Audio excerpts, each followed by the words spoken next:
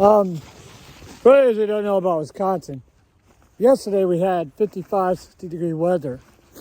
This storm front moved in this morning, and at first it was rain. This is snow.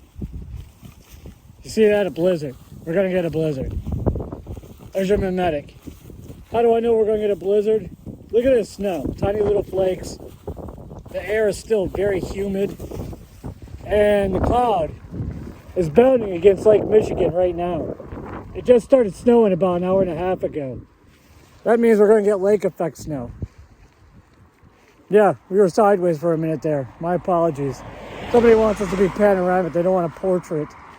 I don't know. The autopilot, the transformer.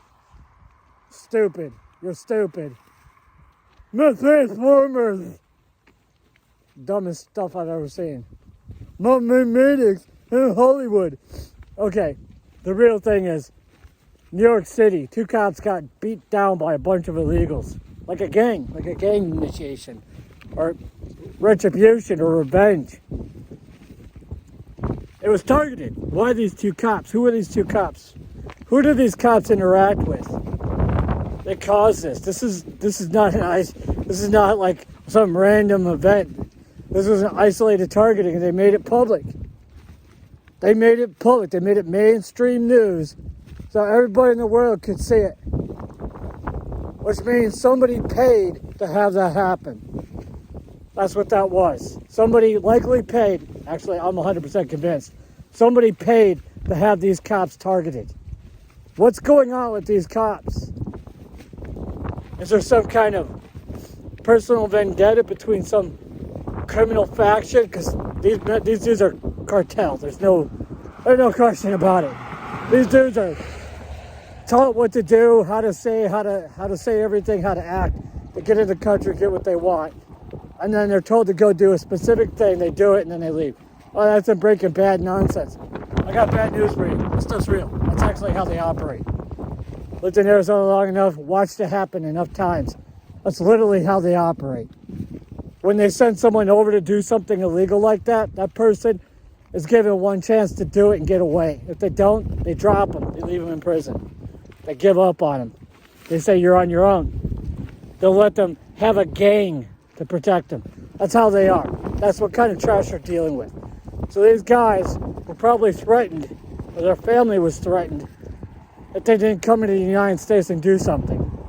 So what is it that they did? What were they doing?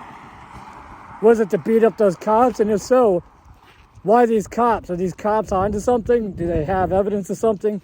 Was somebody being extorted by these particular officers, these uniforms? Were they investigating something and got caught doing it? And were they doing something wrong? What is it? Because that's literally how an operation looks to an external observer, if you've never seen one. To an external observer, it just looks like some crazy event. You have no idea why it just happened. So, looking at it as an external observer, I waited for everything to happen before I made my mind up. That was definitely a targeted attack. They targeted these men for a reason. Who is it? Who are these people? What country are they from? And why? Because, I mean, if they're paying government officials to gain access to citizens of the United States of America, then we're going to start having issues. That's not just treason, that's sedition. Those are hangable offenses. And I don't know about you, but I haven't seen a hanging in a long time. I haven't seen a hanging since they found good old Saddam hanging out in a spider hole.